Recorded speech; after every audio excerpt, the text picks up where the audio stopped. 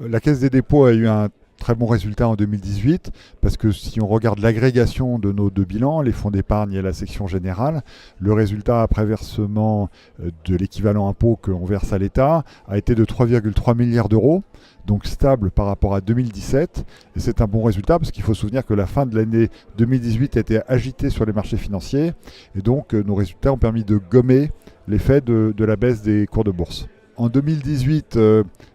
dans le cadre de la loi Elan et des décisions de réduction des loyers de solidarité décidées par le gouvernement, on a mis en place un plan de 10 milliards d'euros, avec notamment des prêts de haut de bilan qui ont été intégralement attribués, un programme de rallongement de la dette qui a été utilisé pour 16 milliards d'euros, et puis des financements à long terme et des financements à court terme qui sont à disposition des organismes et qui sont utilisés. Ce plan de soutien a été très apprécié, je crois, par la profession et montre bien que la Caisse des dépôts joue un rôle d'accompagnement du secteur du logement social. Euh, il n'a pas empêché une baisse du rythme de construction, mais qui probablement a des raisons multiples. Et naturellement, en fonction des décisions qui vont être prises par le gouvernement dans les jours ou semaines qui viennent, nous allons continuer à apporter notre appui à ce secteur très important pour nos concitoyens, afin de maintenir le rythme de rénovation et de construction de logements sociaux.